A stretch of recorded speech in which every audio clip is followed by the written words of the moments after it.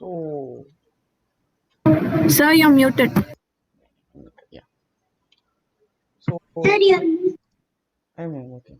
So, last week we were about to get our voting, and we got into one decision that we are going to see two parts. One part is about black hole, the other part is about nebulae. So, this week, about half of it, I'm going to tell you about um, black holes, and a little half after that, I'm going to tell you about nebulae because these two things are very common, found in our galaxy, and our galaxy is little old when compared to our solar system. So that's what we're going to see today. So you know me, you know all my 10 other friends who are always traveling with me across the universe. And what did we see last time? We saw how we can live in Mars. How are we planning to travel there? What are the ways in which that we are going to carry things? What is going to be the everyday routine? Are we going to dig some holes? Are we going to plant some things? All these things we saw in the last week. So to give you a quick recap, we saw about how materials are brought in, how electricity is made, how are we going to drive our vehicle. Are we going to drive with normal fuel? Are we going to drive it using methane fuel? Something like that. What are the kinds of robots that we are going to use? And how are we going to find ourselves happy there? Are we going to do some recreation? Are we going to have some fitness? Are we going to do some rock climbing? How are we going to change the entire planet into a biosphere so that we can go and plant trees there? All these things we saw. And we also came to know that our earth was also very dry, very, very long time back. Fortunately, we changed it entirely using a lot of our helpful CO2, carbon dioxide in our atmosphere, which resulted in the greenhouse effect. So all these things we saw in the last week. And now moving on to the next one, we are going to see today what is a black hole. So fundamentally, where can we find the nearest black hole? So anybody can guess? Where is the nearest black hole to our solar system? In the middle of our galaxy. Oh, it's in the middle of our galaxy. Very good, correct. That was exactly what I wanted. So, as Nitin said, we are right now in a time where we are going around a very big space, that is in the Milky Way galaxy. We are in a very distant point of our nearest black hole. This black hole, which was first postulated, that is, the person who first thought about it was none other than Albert Einstein. Albert Einstein thought that he was finding some unique energy. There is some kind of dark energy that is there in the middle of our galaxy, and this is where all the energy is coming out. So all this churning around, all this turning of all these axes is happening at this place. So he took that as an idea and he devised methods to find it. But it took nearly some 70 years for them to take a photograph of that particular space. So what does that look like? So it is a place where both gravity and space try to bend. So I'll tell you what is bending of space is actually, but you can imagine it is something like having a trampoline. Have you ever jumped on a trampoline or a springboard? Yes, sir. So when you jump on a trampoline, how much of force do you need to stop? Can you stop immediately? Once you started jumping, can you stop immediately? No, sir. No, that is because you are acting against the gravity. So once gravity starts working on you, you need to plan for yourself to stand in one place, or else you'll be keep on jumping around like that. So like that, we are getting to not jump around. We are going around in the space with all the gravity that is happening from the center of our galaxy. That is all the black hole is working on it. So it is like an energy engine. So this engine is giving all the energy so that our all our going. So the first time scientists took an image of it is from 2009 till 2017. What they did, they took a series of pictures using the X-ray spectrometry in our Hubble Space Telescope, and through that they were able to determine there is a small flux in light. Flux is something like the change in light. So whenever you try to look at a black hole, everything around it is very bright. It is coming in a full form of an X-ray. Um, what is an X-ray? Can anyone tell me? X-ray is the human body skeleton. Okay, Something that scans your body.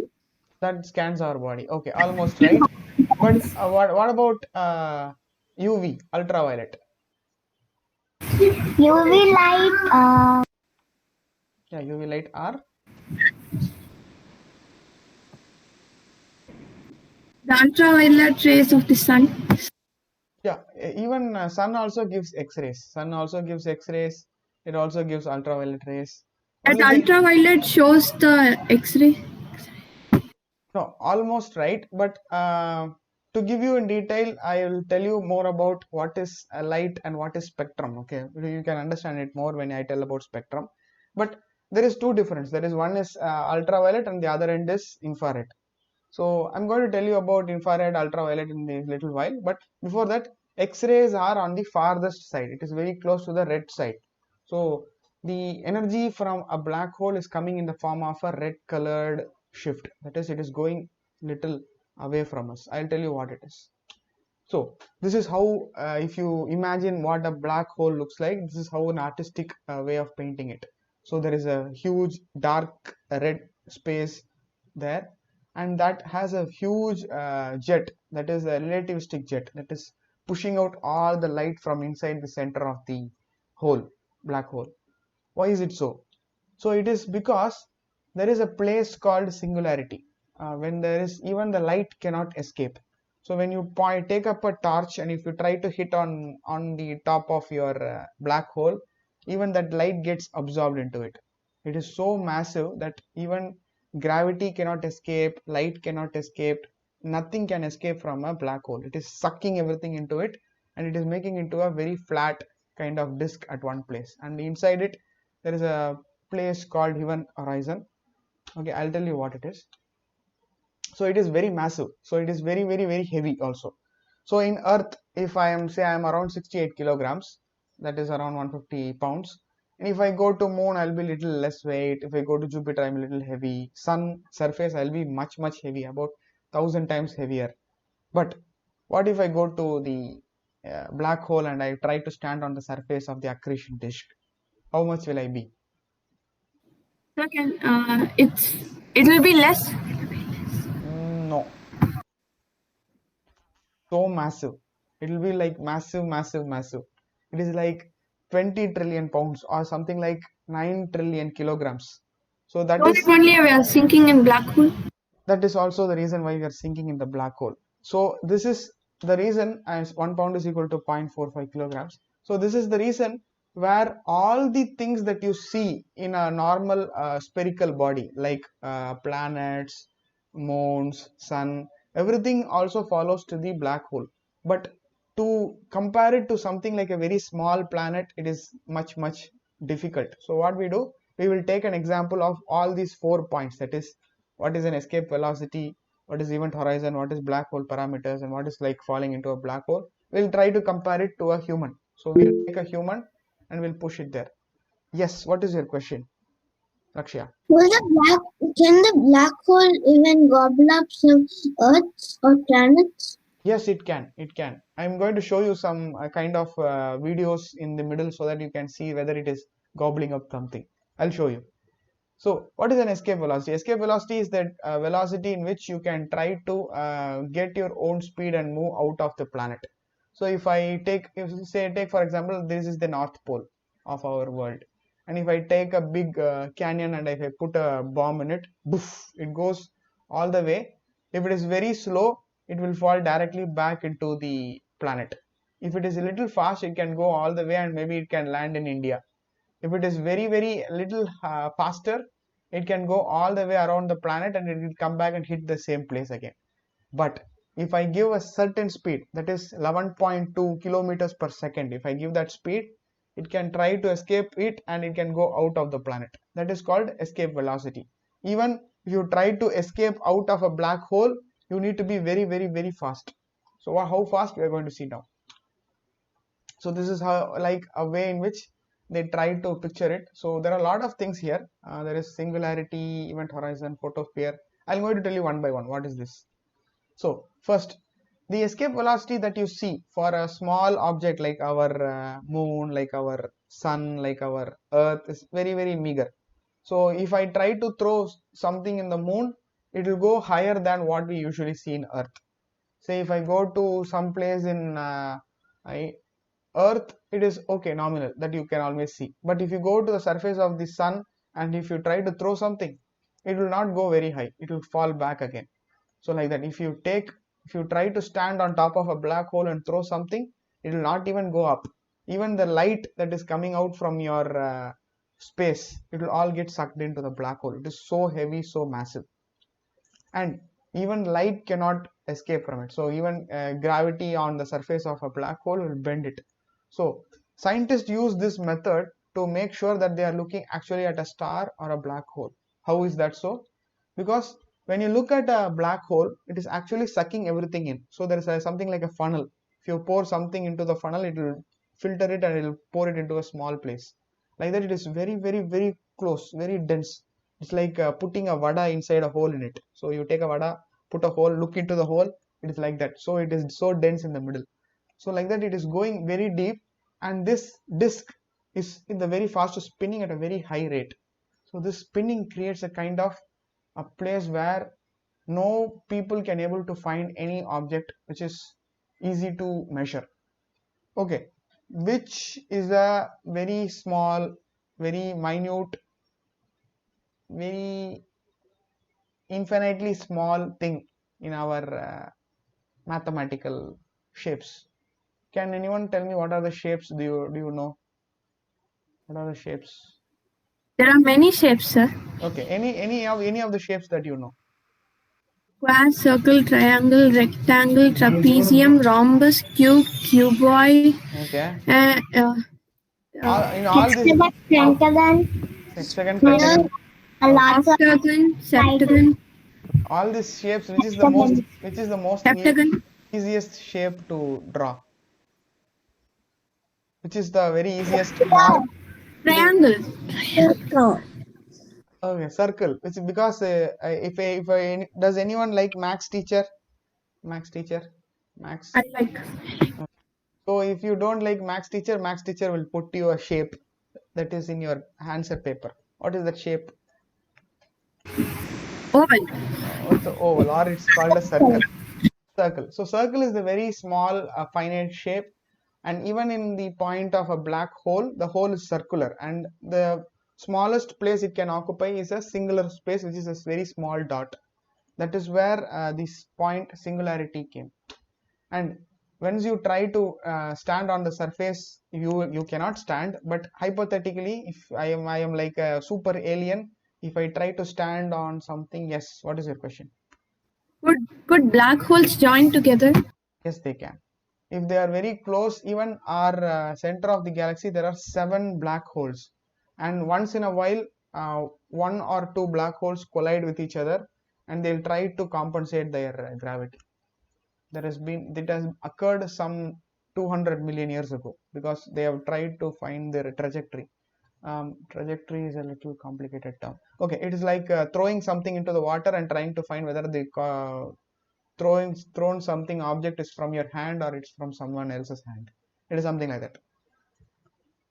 So all these things, all these rotating objects is creating a kind of ergosphere. This ergosphere is something like a flat sphere, but it is slightly bulged on the top. So this creates a kind of space where all the event horizon happens. So anything that you look inside deep into it, will nothing come out of it. So we have been living in this galaxy for the last 200 billion years, somehow, in some form, in some shape, some as amoeba, some as tortoise, some as a planet, something as a star, everything. But we have been living in one giant black hole that is in the center, which is constituent of 7 other small black holes. How can we survive that? Because we know that we are for very sure that there is no spaceship that can escape uh, a big black hole like this. And it is not like a vacuum cleaner. It is not sucking everything all the time, because it is also giving out energy for the entire galaxy to go around. It is spinning the entire galaxy. It is like a washing machine that is spinning our entire galaxy. How is that so? So we can know this because any black hole has a certain amount of mass. Okay, do you remember the time when we went to Mars? Me, Moon, and Mars went to Mars. Okay, we compared weight and mass. What is weight? What is mass? Anybody?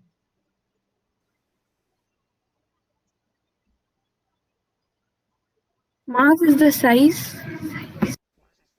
Hmm. Okay, I'll ask you one thing. What is mass of an apple? Okay, if I take can I measure mass using a graph sheet? You know what is a graph sheet? Yeah, sir. Can you measure mass using a graph sheet? No, sir. Okay, can you measure mass using a weighing scale? No, sir. Can you measure weight using a weigh scale? Yes, sir. Oh, how, sir? Yes. How, sir? What is then? You can tell me the difference between what is mass and what is weight. Mass is to measure a huge object and weight is to measure a smaller object. Not even close.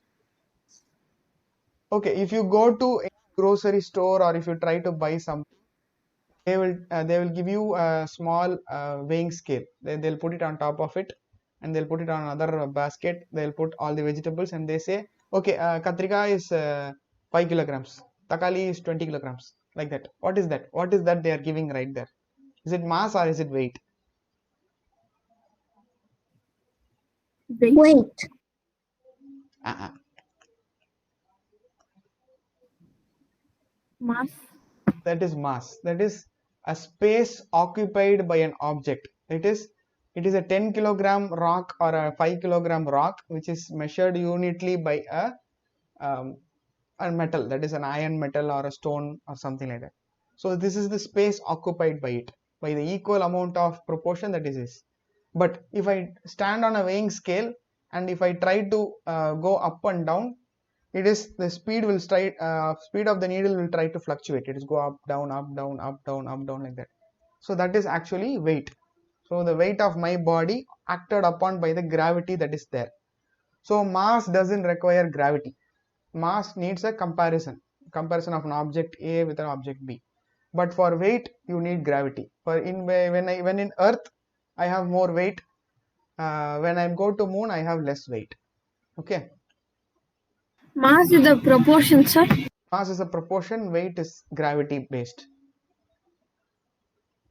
Got it? Yes. So like that we can be able to find three different types of masses of black holes in our entire universe. So one is stellar, one is supermassive, another is mid-mass. What are these three? So stellar is like it's very giant sized, so it can span across some few suns or it can span some few galaxies. So this is like the birthplace of most of the other objects. That is like if you have sun, if you can create another star, it can create another galaxy. All these things comes out of stellar mass. Stellar mass is like the ejected out black hole that is coming from a very super giant star. So it is the dying phase of a supermassive star. So this is also sometimes called as nebulae.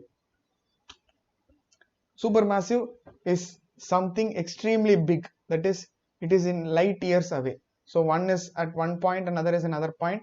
Even still they can consume their own energy to take around a very big galaxy, say like our supermassive black hole that is in the center of our Milky Way galaxy, because that is our very own galaxy. Then it is a supermassive galaxy. Next is a mid mass. It is a very small but it is very dense. It is tightly packed and it is somewhat very close, and we have one at the other end of our Milky Way galaxy. I'll show you what it is actually. So this is actually a hypothetical way of seeing what will happen if we try to fall into a black hole. So now I'll take a spaceship. So we are going in our school bus, and if we take our spaceship and we'll go and try to dodge the gravity of the black hole, first we will get absorbed and we'll get to start to stretch. We will go in all in one space. We'll get stretched, and then when we try very going near the black hole, we'll get like a very noodles kind of shape. So the entire spacecraft will look like a noodles, and it will get to disappear. But what if happens if I am trying to jump out using a spacesuit? Even still, I cannot escape of the gravity of the entire black hole. So I'll be stretched out, and I'll also become kind of like a noodles. So this is us. So our entire galaxy, the Milky Way galaxy, is made up of several types of black holes, but the one that is super powerful, that is supermassive black hole, is almost at the center. There is one that is supermassive that consists of around 7 black holes, one above the other. So they are trying to jump around and create a kind of massive energy. And where are we here? Can anyone guess in this entire? It's kind of a map. The kind of a map. Where are we? At the side. Here, here, here. Yes, sir. Yeah, the Perseus arm. Almost. But we are in the Sagittarian arm. So Sagittarius arm is somewhat close, not so far. So we are somewhere going around our entire galaxy at a rate of 250 million years. So every 250 million years, there is an opportunity for us to go from the one side to the other side. So here there are few black holes that are scattered in the outer arm as well as on the inner side of the Sagittarian arm. So this contains a way in which you can able to photograph them and you can compare them. So what if in the future our sun becomes a black hole? What will happen to our planet? Can anyone tell me? We will sink in that.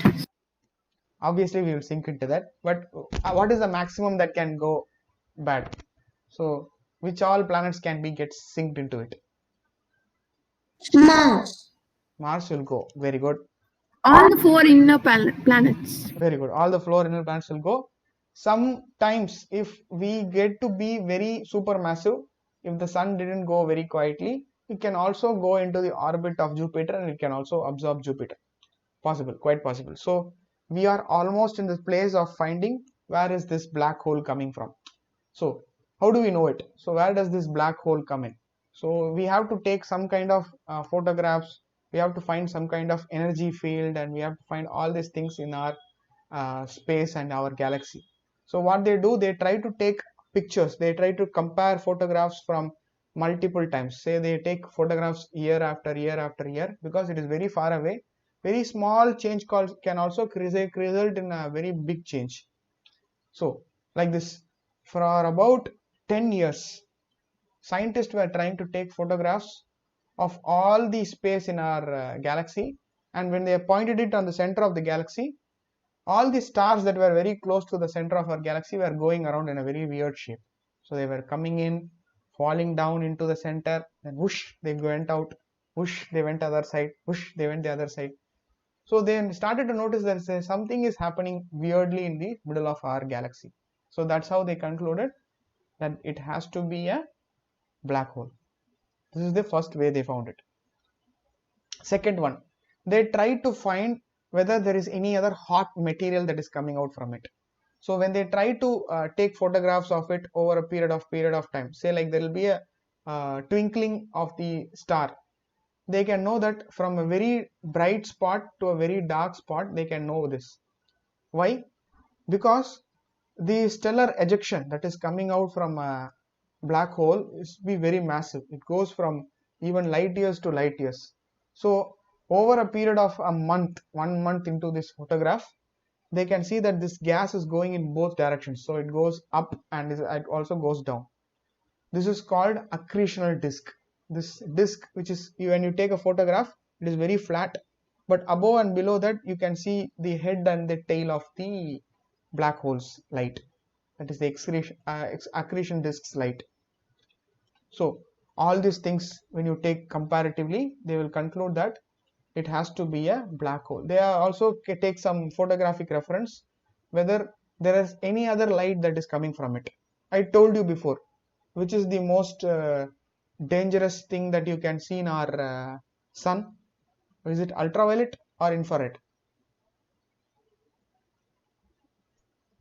Sir, can you ask the question again? Which is the most dangerous thing that comes from our sun all the time? Ultraviolet. Ultraviolet. Ultraviolet, yes, but we are protected by ozone on the top, so it will not bother us much. But when we go to outside to the sun, we will get very hot. Why is that so?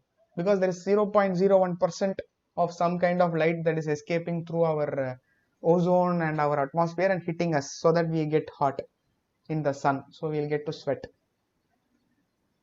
That is because of infrared. So infrared and X-rays are very close to each other, and they are the ones who are pointing the light from the center of the black hole. So all the light that you see that is coming from our nearest cosmic friend, our sun, is somewhat related to an X-ray spectrum.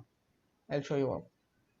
So all these things that you see as the light coming out from the center of the galaxy, that is the all the seven black holes that are there in the center, and all the heat that is coming out of it, it is all pushing it in all in one side. So when gravity and light is acting at the same side, there is a way in which you can measure it. So Eddington scientist measured it, and he found that both gravity and light is unable to escape this kind of phenomenon. So black holes are something which we are unable to know much better than this right now. So he devised the number, Eddington number, to know how much of the X-rays is coming from one particular black hole, so that this is supermassive or massive, or this is galactic. All these things they started to find using this number. So we are now almost there. We are trying to find where is the black hole, how it is happening, whether we can fall into it, whether it is using it as a vacuum cleaner. All these things we saw. Now, why do we need to know all these things? Why do we need to know whether the X-rays are very bright and why is it always there in the space? Because we have been studying black holes and black body radiation for a very long time. Because when we started discovering about planets, stars, galaxies, and everything, scientists were very curious. How is this happening all across the entire universe? Why are we not very close to another planet? Why are we not very close to another sun? Why are we not very close to another galaxy? All these questions were very curious for the scientists, and they devised a number in which they can able to find it. So all these things, whether we are alone, whether we are living in a planet which is only made up of animals and humans, all these things started to question them, and they devised a method to find it. Whenever there is a huge amount of light coming from a black hole, there seems to be a kind of a civilization that has adapted to the light, and this created the reason that only some certain light years away from us we can find the next big object apart from our sun. And this has resulted in all these light studies and all these things, and they were able to say, acha, if we have to be in a very smart place to find alien life, we have to look at the black hole and we have to find a wormhole inside it. That is, when we jump into a wormhole, we can go into the other side, and maybe if we come out, there will be another planet or another galaxy or another solar system on the other side. That is where scientists are trying to find and study wormholes and black holes. So this is what we are trying to study, and this is what we are trying to look at. When we look at galaxies, we are looking at either the past or the future of our own life. So now this is being happening very actively. So there is a company called NASA which is studying the planetary motion, and they are studying the black holes for last 50 years.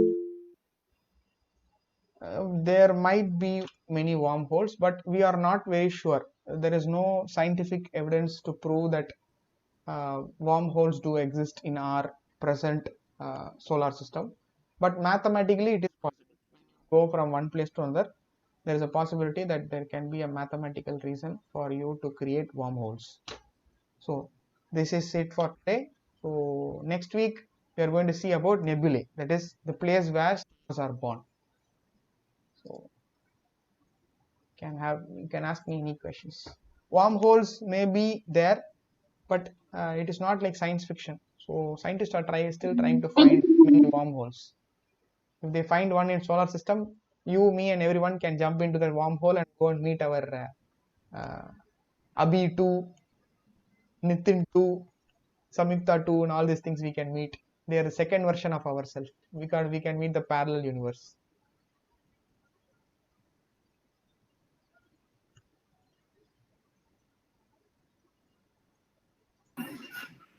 Sir, are we in a black hole? Are we in a black hole? Quite not possibly, because if we were in a black hole, either we would have to get up every day morning and we have to look at the ceiling very tall from us. We are not looking like that because we continue to see the ceiling at the same height from us. We are not growing. So possibly, quite possibly, so that we are not growing and the ceiling is not growing, so we are not in a black hole. So now can we say about black hole? What can I? Now can we say about black hole? How can I say about the black hole? No, can I say about black hole? Yeah, sure. You can say anything. Okay, sir. The black hole is something that sucks up stuff, including light. It's an astronomical object that is so massive that anything which falls into it, including light, cannot escape the gravity which is inside it.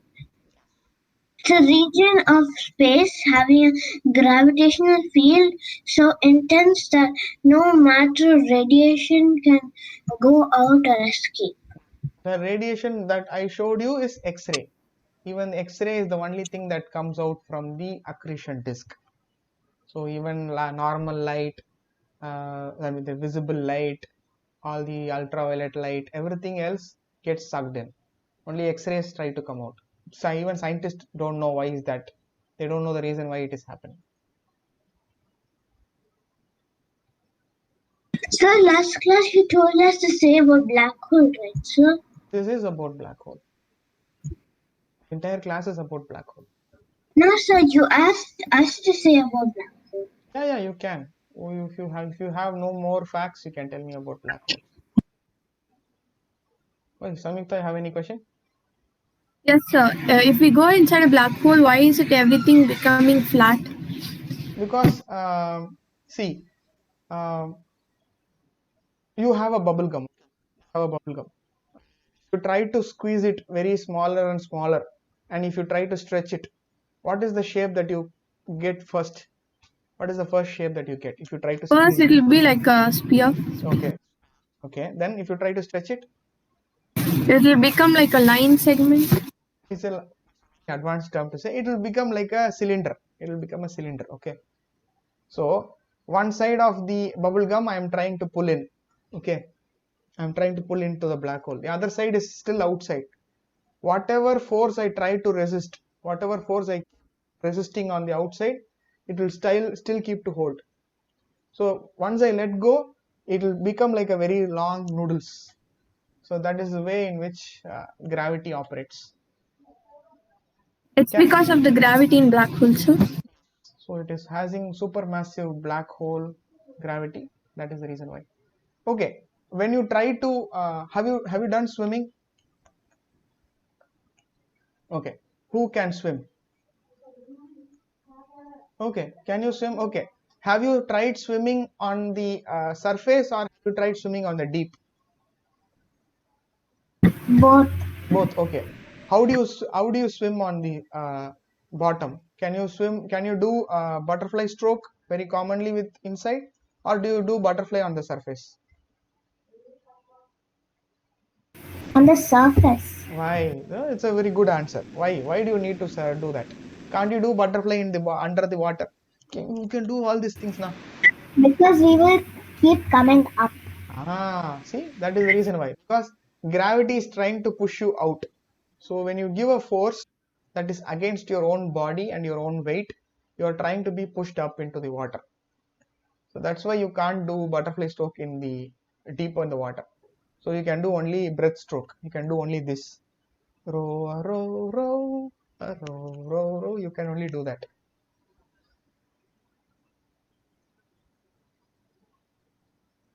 Okay, sir.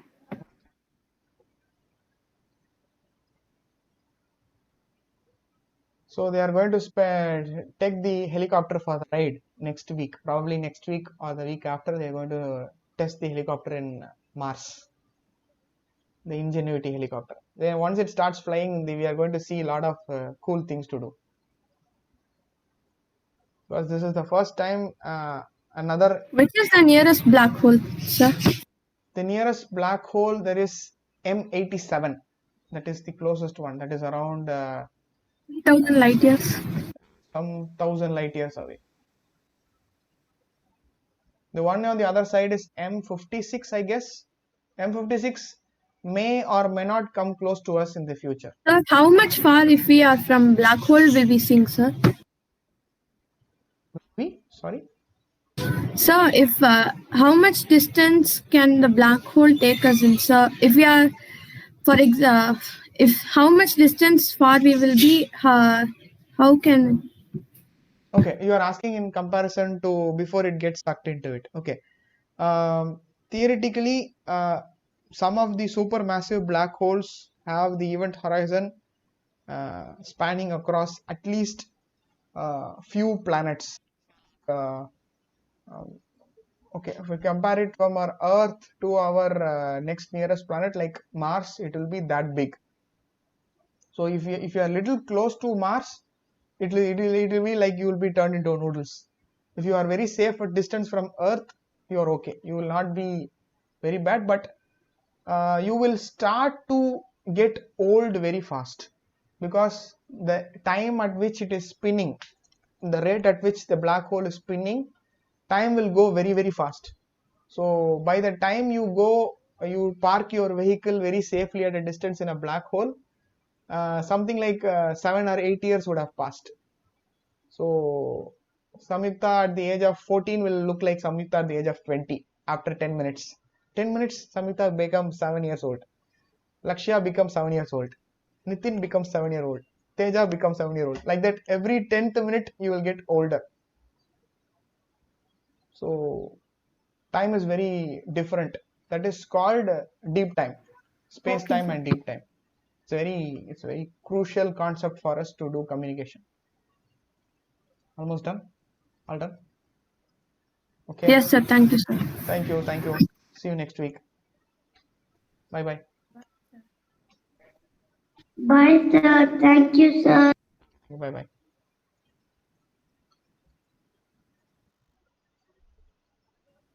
Bye.